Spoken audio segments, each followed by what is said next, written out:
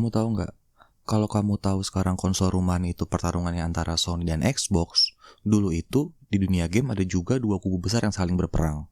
Yang satu Nintendo sebagai simbol masa kecil yang aman, lucu dan cerah, dan yang satu lagi itu Sega, lebih berisik, lebih cepat dan sedikit nakal. Dan di tengah-tengah pertarungan itu ada satu ikon yang lahir, yaitu Sonic the Hedgehog, si landak biru yang larinya kencang banget sampai bisa ngalahin Mario dalam popularitas, setidaknya untuk beberapa waktu.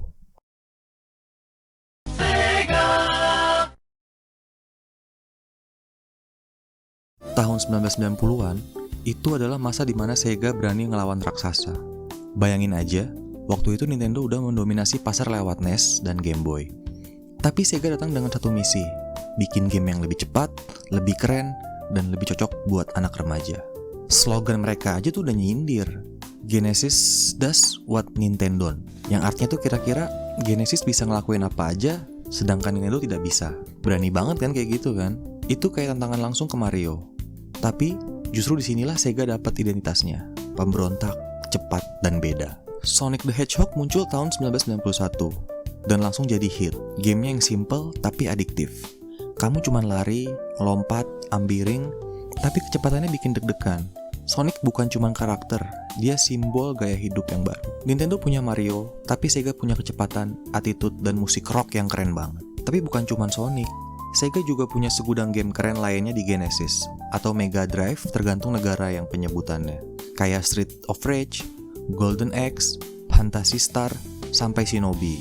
Mereka semua punya satu kesamaan, vibe-nya yang lebih berani, lebih dewasa. Waktu itu, kalau kamu main Sega, kamu dianggap anak keren. Sementara anak Nintendo ya, mereka yang anak yang baik-baik aja.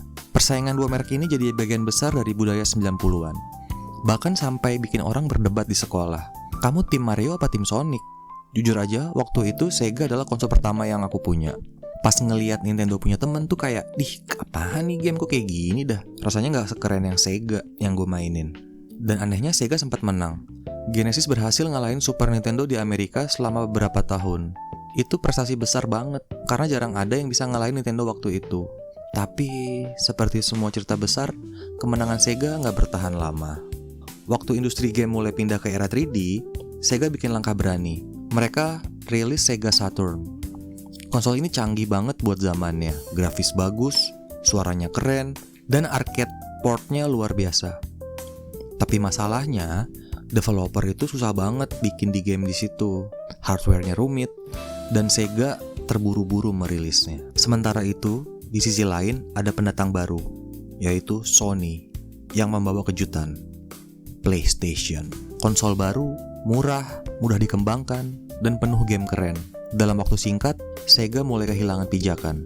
Bayangin aja, dari yang dulunya saingan sama Nintendo, sekarang Sega harus berhadapan sama pendatang baru yang langsung populer banget. Saturn gagal besar, dan reputasi Sega mulai goyah.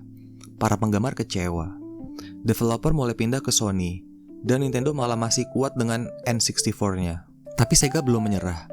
Mereka punya satu harapan terakhir, sebuah konsol yang katanya akan mengembalikan kejayaan Sega, yaitu Sega Dreamcast. Dreamcast keluar tahun 1999, dan jujur aja, itu konsol yang terlalu canggih untuk zamannya. Bisa connect internet, punya game online, dan kontrolernya yang futuristik banget. Bahkan punya VMU, atau memory card yang bisa jadi mini screen, kayak Tamagotchi tapi versi gamer. Tapi sayangnya, pada saat Dreamcast keluar, PlayStation 2 juga datang, dan hype-nya tuh gila-gilaan banget. Sony bawa janji, grafis sinematik, dan DVD player built-in. Akhirnya Dreamcast pun tenggelam. Dan di tahun 2001, Sega resmi berhenti bikin konsol. Mereka berubah jadi pengembang game saja. Tapi meskipun mereka kalah, warisan Sega nggak pernah benar-benar hilang. Sonic masih hidup, banyak gamenya yang jadi klasik. Dan filosofi mereka berani berbeda. Masih menginspirasi dunia game sampai sekarang. Jadi, meskipun Sega tidak lagi memproduksi konsol, mereka tetap punya tempat di hati para gamer. Karena kadang, jadi pemberani itu nggak selalu soal menang, tapi soal berani mencoba sesuatu yang belum pernah ada sebelumnya. Tapi ternyata, setelah Sega berhenti bikin konsol, petualangan mereka belum benar-benar selesai. Setelah Dreamcast gagal, banyak orang pikir, ya Sega mah udah tamat ini. Tapi itu ternyata tidak. Awal tahun 2000-an itu masa kelam buat Sega. Mereka baru aja keluar dari industri yang mereka cintai. Karyawan banyak yang keluar, kantor tutup, dan fans kecewa. Tapi di tengah kegelapan itu, satu hal masih bertahan, yaitu Sonic. Sonic jadi semacam napas terakhir Sega. Dia bukan cuma maskot, tapi simbol harapan. Sonic Team yang bikin game Sonic, nggak menyerah. Mereka terus bikin game untuk konsol lain, termasuk untuk musuh lama mereka, Nintendo. Bayangin aja, dulu Sonic versus Mario, sekarang Sonic nongol di GameCube. Itu kayak lihat Batman nongkrong bareng sama Iron Man di warung kopi. Dan puncaknya, di tahun 2007, Sonic resmi satu panggung sama Mario di game Mario and Sonic at the Olympic Games. Itu kayak perdamaian antara dua dunia, dua ikon 90-an yang akhirnya akur. Tapi nggak semua cerita Sega seindah itu. Mereka juga sempat tersesat. Ada masa di mana game Sonic, ya bisa dibilang nggak sebagus itu. Kayak Sonic 2006 yang penuh dengan bug dan glitch, atau Sonic Boom yang bikin fans garu-garu kepala. Tapi yang menarik adalah Sega nggak pernah menyerah. Mereka dengar kritik, belajar, dan terus coba lagi. Mereka sadar, mereka nggak bisa terus hidup dari masa lalu. Sampai akhirnya di tahun 2017, sebuah game bernama Sonic Mania keluar. Itu langsung meledak banget di pasaran. Orang-orang langsung berpikir untuk membelinya karena merasa nostalgia itu sendiri. Game ini bukan buatan tim besar Sega, tapi dari fans yang tumbuh main game Sonic 90-an. Dan Sega ngasih izin resmi buat mereka bikin versi Sonic klasik. Hasilnya, fans puas, kritik positif, dan Sonic kembali ke akarnya. Itu bukti kalau Sega ngerti. Kadang untuk maju kita harus balik dulu ke masa lalu. Tapi Sonic bukan menjadi satu-satunya game dari Sega yang populer.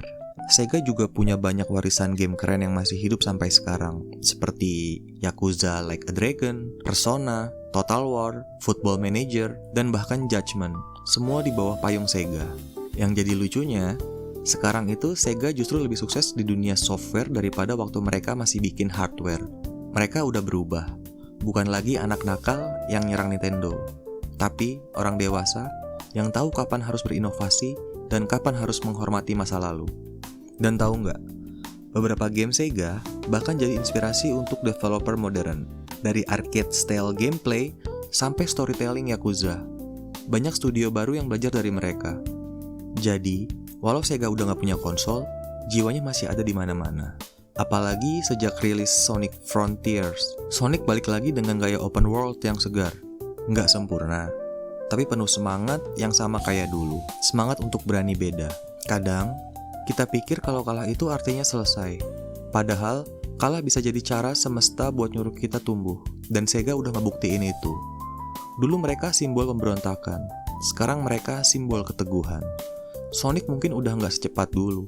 Tapi hatinya masih sama. Selalu berlari. Jadi kalau kamu pernah main Sega, ya artinya kamu udah tua lah ya. Enggak. Kamu nggak cuma main game di situ. Kamu udah jadi bagian dari sejarah. Sebuah kisah tentang keberanian, kegagalan, dan semangat yang gak pernah padam. Dan itulah Sega, yang mungkin kalah di pasar, tapi menang di hati gamer sejati. Apakah kalian dulu pernah main di konsol Sega?